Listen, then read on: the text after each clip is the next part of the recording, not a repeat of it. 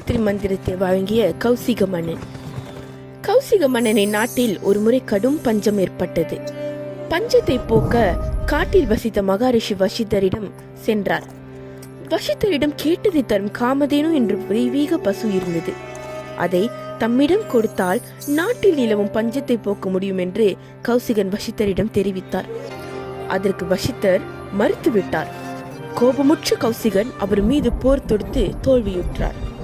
வசிஷ்டரின் தப வலிமையை உணர்ந்து கொண்ட கௌசிகன், தங்களுக்கு எப்படி இந்த வலிமை கிடைத்தது? தங்களைப் போலவே நானும் பிரம்ம ரிஷியாக வேண்டும், அதற்கு நான் என்ன செய்ய வேண்டும் என்று கேட்டான். கடுமையாக தவம் இயற்றினால் மட்டுமே பிரம்ம ரிஷியாக முடியும். சுகபோகங்கள் திளைத்த உன்னால் அப்படி கடும் தவம் செய்ய முடியாது என்று வசிஷ்டர் சொன்னார். படைப்பரிவாரங்கள் இல்லாமல் நான் நாடு திரும்ப முடியாது.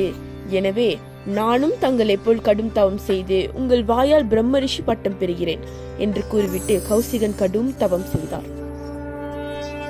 கௌசிகனின் தவத்தை கண்டு மனமிறங்கிய அம்பிகை அவர் முன் தோன்றி தம் கோவிலில் உள்ள விளக்கில் பஞ்சமுகமாக திரி போட்டு தீபம் ஏற்றினால் தவம் சித்தியாகும் என்று கூறி மறைகிறாள். கௌசிகனும் ஆலயத்திற்கு சென்று பஞ்சமுகமாக திரி வைத்து விளக்கேற்ற முயற்சிக்கிறார். ஆனால் அந்த திரிகள் எரியவில்லை. அதனால் கௌசிகன் அந்த விளக்கில் தம் தலை, 2 கைகள், 2 கால்கள் ஆகிய 5ஐயும் வைத்து ஒரு மந்திரத்தை உச்சரித்து எரிய வைக்கிறார்.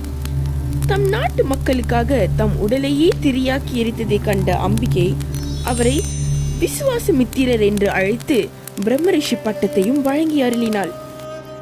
தமது உடலை, அதாவது காயத்தை திரியாக்கி ஜோதியை மையமாக வைத்து தவம் செய்த போது கௌசிக மன்னன் தாம் அறிந்த 4 வேதத்தின் சாரமாக ஒரு மந்திரம் இயற்றி உச்சாண்டம் செய்ததால், அதுவும் மந்திரத்திற்காக தன் உடலை திரியாக்கி உச்சாண்டம் செய்து வரம் பெற்றதால் அந்த மந்திரம் காயத்ரி மந்திரம் என்று அழைக்கப்படுகிறது. காயத்ரி மந்திரத்திற்காக கட்டுப்பட்டு மனம் இறங்கிய சக்தியை அந்த மந்திரத்தை கொண்டே காயத்ரி தேவி என்று அழைக்கிறோம்.